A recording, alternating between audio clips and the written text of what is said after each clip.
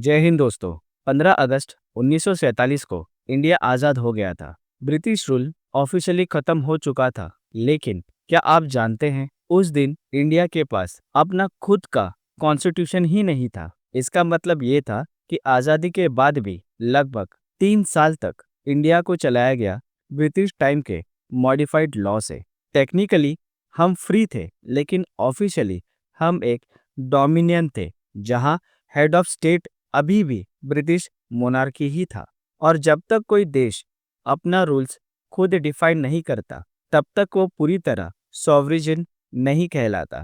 तो आइए इस वीडियो में हम समझते हैं इंडिया के आज़ादी के बाद का वो दौर, जहां सब कुछ नया था लेकिन सब कुछ क्लियर नहीं था। अक्सर हम सोचते हैं आज़ादी मिलते ही एक देश अपने पैरों पर खड़ा हो जाता है, लेकिन हिस्ट्री इतनी सिंपल नहीं होती। आज़ादी एक मोमेंट होता है, लेकिन नेशन बिल्डिंग एक प्रोसेस होता है। इंडिया के केस में भी 15 अगस्त 1947 सिर्फ एक शुरुआत थी। असली चैलेंज ये था एक ऐसे देश के लिए रूल्स बनाना जहां भाषा अलग थी, धर्म अलग थे और कल्चर भी अलग अलग थे। और ऊपर से देश पार्टीशन के गहरे दर्द से गुजर रहा था। इसी वजह से इंडिया को सिर्फ आज़ादी नहीं, बल्कि एक ऐसा कॉन्स्टिट्यूशन की ज़रूरत थी जो सबको साथ लेकर चल सके। इसी बैकग्राउंड में ईयर 1946 के कैबिनेट मिशन प्लान के अंडर कॉन्स्टिट्यूएंट असेंबली का गठन किया गया। शुरुआत में डिसाइड किया गया था कि इस असेंबली में 449 मेंबर होंगे, लेकिन पार्टीशन के बाद ये संख्या घटकर 389 रह गई। कुछ मेंबर्स पाकिस्तान शिफ्ट हो गए और इस असेंबली की संख्या 449 से घटकर 389 रह गई। इस पूरी असेंबली के प्रेसिडेंट थे डॉक्टर राजेंद्र प्रसाद जी, जो आगे चलकर इंडिया के पहले राष्ट्रपति बने। कॉन्स्टिट्यूशन ड्राफ्टिंग की सबसे critical responsibility doctor B R. Ambedkar ji को, जिन्हें ड्राफ्टिंग कमेटी का चेयरमैन बनाया गया। उन्होंने कॉन्स्टिट्यूशन के लीगल बैकबोन को तैयार किया, और जो इस पूरे प्रोसेस के पीछे लीगल और एडमिनिस्ट्रेटिव स्ट्रक्चर सेट कर रहे थे, सर बी.एन. राव। उन्होंने दुनिया के अलग अलग कॉन्स्टिट्यूशन का स्टडी करके इंडिया के लिए एक फ्रेमवर्क डिजाइन किया। फाइनली 24 जनवरी 1950 को जब कॉन्स्टिट्यूशन पर फाइनल सिग्नेचर हुए, तब सिर्फ 284 यानी 284 मेंबर ही प्रेजेंट थे। लेकिन यहीं पर एक बहुत इंटरेस्टिंग सवाल उठता है। एक्चुअल में इंडिया का कॉन्स्टिट्यूशन 26 नवंबर 1949 को फुल्ली रेडी हो चुका था। इस दिन को आज हम कॉन्स्टिट्यूशन डे के नाम से जानते हैं। तो फिर सवाल ये है, जब कॉन्स्टिट्यूशन तैयार था तो उसे तुरंत लागू क्यों नहीं किया गया? 2 महीने का वेट क्यों? इसका जवाब छुपा है हिस्ट्री के एक बहुत स्पेशल डेट में। 26 जनवरी 1930, 8 नवंबर 1927 को ब्रिटिश गवर्नमेंट ने इंडिया में साइमन कमीशन इंट्रोड्यूस किया। इस कमीशन में टोटल 7 मेंबर थे, जिसे लीड कर रहे थे सर जॉन साइमन। इनका काम था इंडिया के कॉन्स्टिट्यूशनल रिफॉर्म्स को रिव्यू करना और ये देखना कि ईयर 1919 में मोंटागो चेम्सफोर्ड रिफॉर्म्स ग्राउंड पर एक्चुअल कैसे काम कर रहा है। लेकिन दोस्तों, यहीं पर एक बड़ी प्रॉब्लम थी। इस पूरे कमीशन में एक भी इंडियन मेंबर शामिल नहीं था। पूरे देश ने इसे बेइज्जती और इंसल्ट माना, और इसी वजह से पूरे इंडिया में एक ही आवाज गूंज उठी, साइमन गो बैक।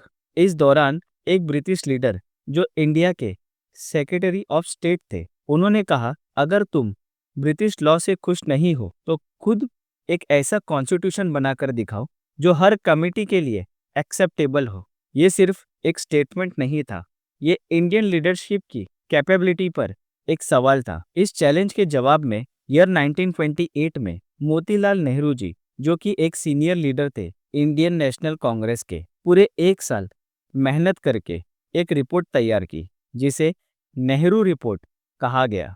इस रिपोर्ट में डिमांड रखी गई डोमिनेंस स्टेटस की।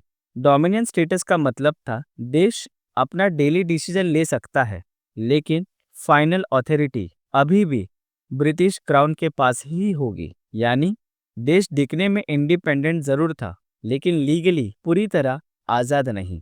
और यही बात पंडित जवाहरलाल नेहरू और सुभाष चंद्र बोस जी को मंजूर नहीं थी। उनका कहना बिल्कुल क्लियर था, इंडिया आधी आज़ादी पर राजी नहीं होगा, हमें चाहिए पूर्ण स्वराज।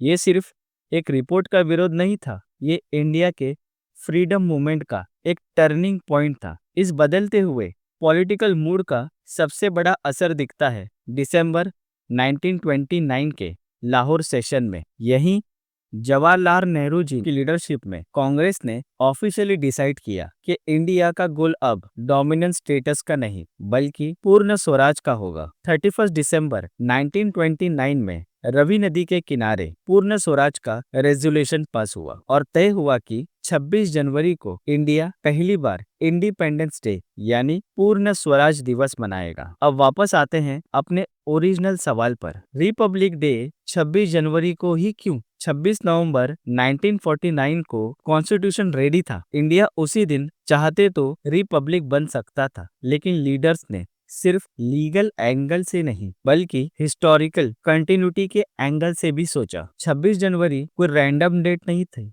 ये वो दिन था जिसे इंडिया पिछले 20 सालों से इंडिपेंडेंस के सपने के रूप में याद करता आ रहा था। अगर कॉन्स्टिट्यूशन नवंबर में लागू होता तो 26 जनवरी की लेगेसी टूट जाती, इसलिए एक कॉन्शियस डिसीजन लिया गया। कॉन्स्टिट्यूशन को 26 जनवरी 1950 को लागू किया जाए ताकि पूर्ण स्वराज का सपना और रिपब्लिक का सच एक ही दिन में जुड़ जाए। इसलिए 26 जनवरी सिर्फ रिपब्लिक डे नहीं है, ये उस वादे का पूरा होना है जो इंडिया ने खुद से 20 साल पहले किया था। दोस्तों, ये थी 26 जनवरी के पीछे की पूरी कहानी, जो इस डेट को सिर्फ कैलेंडर का दिन नहीं बल्कि इंडिया के सपनों, संघर्ष और संविधान से जोड़ती है। आप सबको 77th रिपब्लिक डे की हार्दिक शुभकामनाएं। अगर वीडियो पसंद आए तो लाइक, शेयर और सब्सक्राइब जरूर करें। जय हिंद।